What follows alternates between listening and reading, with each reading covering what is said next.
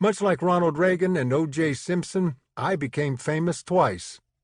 The first time you already know about. It was at the age of 48 after spending months running Bill Clinton's fight for the presidency. The second time was 12 years later. It was because I spent 2 hours on a movie set. In 2004, I made a cameo in Old School, a comedy about a fraternity of misfits and 40-somethings.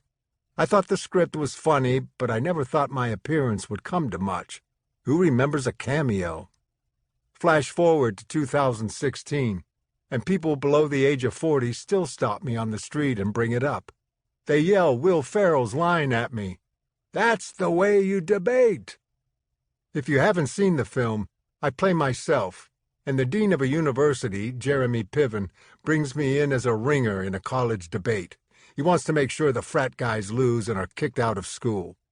Will Ferrell is my opponent, and as I'm about to answer a question about biotechnology, he butts in. "Have at it, Hoss," I tell Will, and he proceeds to nail the answer. The scene ends with me open-mouthed and stammering.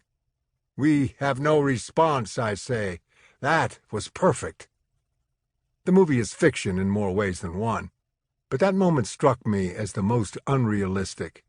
See, people in politics, me included, never say, "We have no response" in a debate. Debates are our Battle of Britain, and we all think we're Winston Churchill. We never give up, we never surrender. If there's any statistic, any fact that will back us up, you better believe we fire off that sucker like an anti-aircraft gun aimed at the Luftwaffe. Anyway, for years, I never thought a presidential candidate would experience a "we have no response" moment in a debate. I didn't think life would imitate art, if you can consider my performance in Old School art, and I certainly never would have advised anyone to repeat my line. But then I watched Carly Fiorina collide with Gerard Baker of the Wall Street Journal on the night of November 10th, 2015, during the fourth debate of the GOP primaries. That night, Baker dropped the most devastating question of the race. It was a question that not only undermined Fiorina's candidacy, but also the candidacies of everyone sharing the debate stage with her. The question was about the economy, and there was no response. Well, not really. Here's the backstory. Carly Fiorina was never a real threat to win the GOP nomination in 2016. She was a footnote candidate in a primary campaign full of them. But as the ex-CEO of Hewlett-Packard, albeit one who was unceremoniously fired, she supposedly could speak about the virtues of the Republican Party on the economy. This issue, I don't need to tell you, is the GOP's major selling point.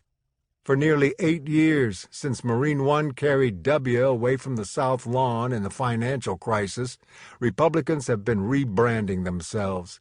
They've tried to win back their position as the party of business savvy and economic growth, casting Democrats as the gang who can't read a spreadsheet or run a McDonald's, let alone manage the largest economy in the world.